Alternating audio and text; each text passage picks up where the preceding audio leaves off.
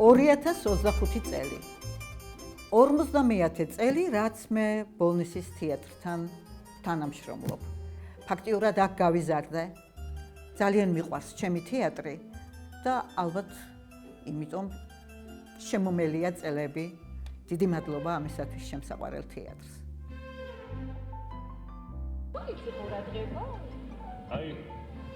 დავიბადე და გავიზარდე რაჭაში და ონში თეატრში ვთამაშობდი ბავშვობიდან. აი ბავშვობის წლებიდან სულ 5 წლის ბავშვი ვიყავი, როდესაც ვთამაშე პირველი სპექტაკლი შინ დაბრუნება მინდა. მას შემდეგ არ მოვცილები ვარ თეატრს და ბედნიერებაა რომ მყავდა ისეთი რეჟისორი, საქართველოს სახალხო არტისტი გიგა ჯაფარიძე, რომელთანაც ისეთი სკოლა გავიარე, რომ დღემდე ვიკვებები იმ საზრდოთი, რაც წამოვიღე ამ თეატრიდან.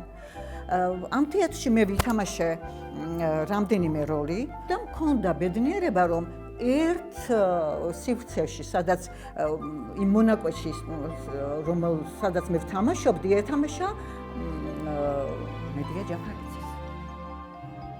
მე გარკვეული გამოცდილებით მოვედი და შემოთავაზება, რომელიც მხდა წილად ბატონ მიშა გაბიძაშვილისგან ძალიან მისაღები იყო ჩემთვის, იმიტომ რომ მე უკვე ვიყავი უთეატროთ, თეატრს დასჭირდა იმ პერიოდში ახალგაზრდა გოგონა, რომელიც თამაშობდა კონკრეტულ როლს და მეც ასე მოვედი თეატრში, რა თქმა უნდა, ბედმა გამიხინა.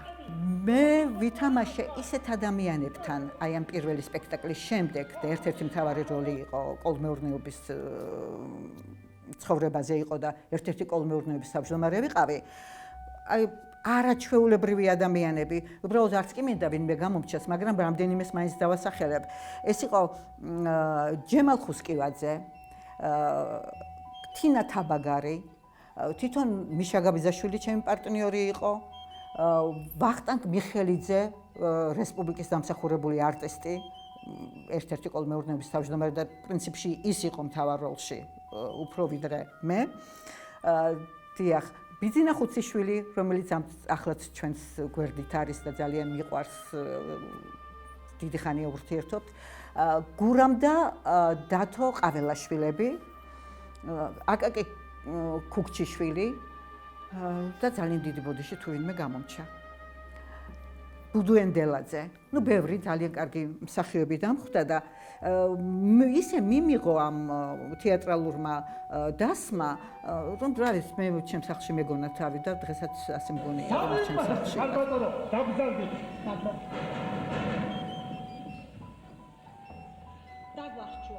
და ვარ ძალიან ბედნიერი, რომ გადავხედავ ჩემ თეატრალურ წარსულს, მახსენდება ძალიან ბევრი სასიხარულო დღეები, შედეგიანი დღეებით და გავიხსენებ რამდენიმე სპექტაკლს. პირველი სპექტაკლი იყო ხიდი, შემდეგ იყო თავმჯდომარე ლურჯა ცხენზე. ასე ერქვა. დიახ. და შემდეგ მქონდა პატარა პაუზა, რამე თუ დაიბადა ჩემი უფროსი ვაჟი.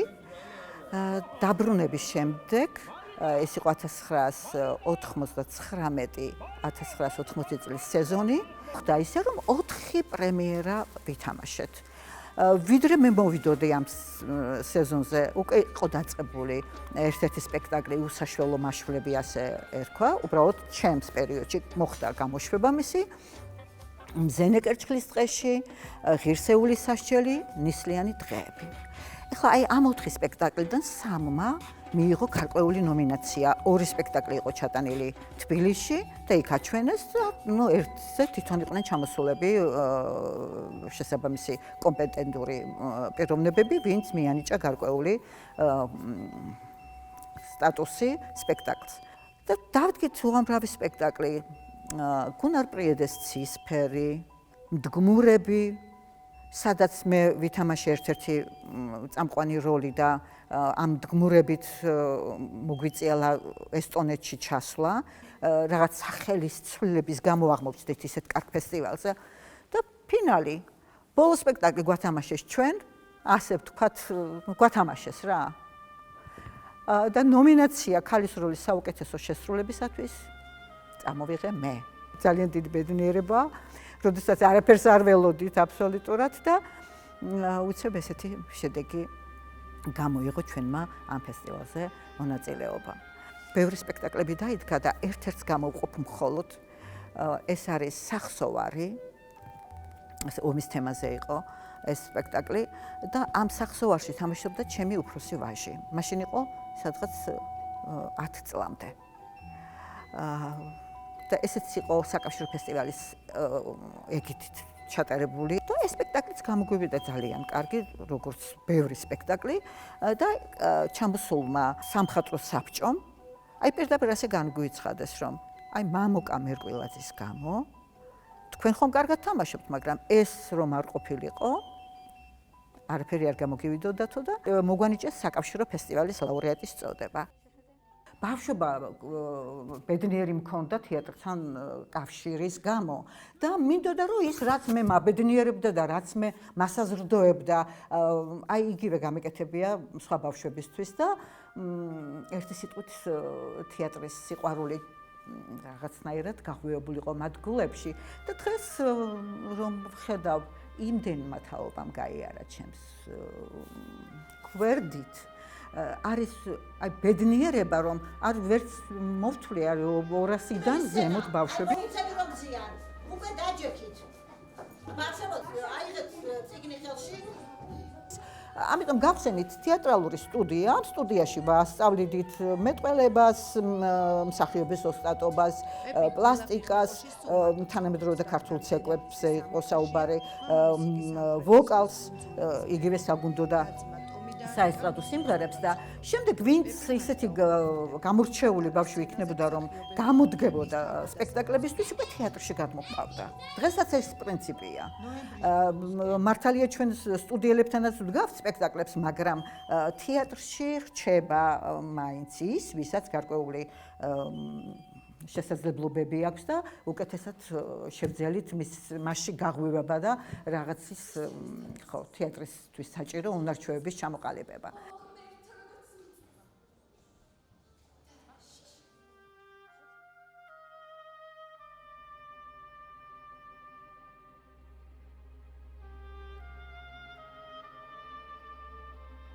(1980) წლის სეზონზე უკვე დაარსდა ბავშვთა სტუდია და პირდაპირ სპექტაკლების კეთებაც გამოგვივიდა. ანუ თეატრი და სტუდია ერთ ასაკს ითვლის. წელს უკვე 45 წლის ხდება ჩვენი თეატრი. გახდა 45 წლისანები ვართ. ეს ის სეზონია. აი ბავშვთა და მოზარდთა თეატრმა ძალიან ბევრი შემოქმედებითი შესაძლებლობები გამოავლინა და ჩამოვთვლი უბრალოდ რა დავდგით. ეს იგი სალამურას თავგადასავალი, ჩიპოლინოს თავგადასავალი, ალეს კუპა, დაიყივლე მამალო, შემთხვევა ტყეში, ნახევარქათამა, ძალა ერთობაშია, ფისოს სახლი, თავფარამნელის ბალადა, ოცნება და სინამდვილე, პეპი გრძელი წინდა, სტუმარ მასპინძელი, ჭრილობა, მიუზიკლი პირველ ოქტაველები და ეხლა მუშაობთ ჰელადოსზე. მე თბილისშიც მყავს თეატრი. იქაც დავდგე თავფარამნელის ბალადა, ახაც და შერეულად ვითამაშეთ. ისევ ის თამაშს. მოდიოდით. ოღ მე თოროგოც მიწვა.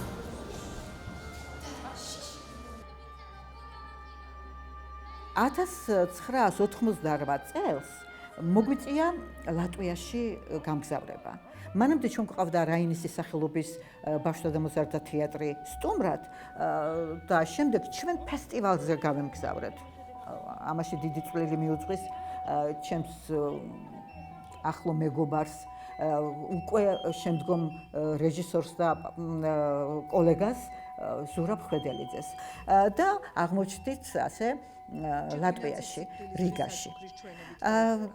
ეს კი სპექტაკლი სალამურა რომ წავიღეთ, იმდენად მოეწონა მაყურებელსაც და ჟიურის წევრებსაც, რიგ გარეშეთ მეორედ გვათამაშეს. რა თქმა უნდა, ამით არ გაჩერებულა ჩვენი გასტროლები, უკვე შიდა ფესტივალებზე მონაწილეობას ვღებულობდით, მათ შორის მხიარულ ნიღბებში, ბორჯომში გახლდით, ჩემი ლამაზი ქვეყანა ბათუმი, ქობულეთი, ურეკი, თბილისი სხვადასხვა პერიოდში.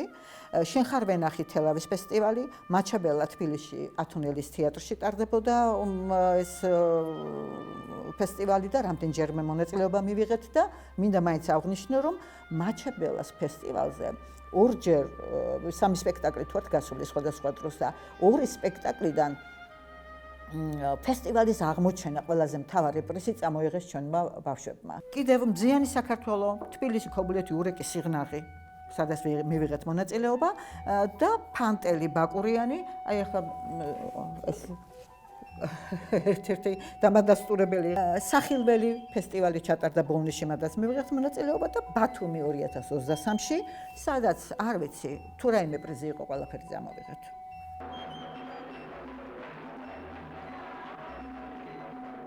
იხოცება მიზანსცენები. მსახიობები რუგუნებით წელწავენ ცნობილი ქართველი პროზაიკოსის მიხეილ ჯავახიშვილის მოთხრობის მუსუსის პერსონაჟთა სახელებს.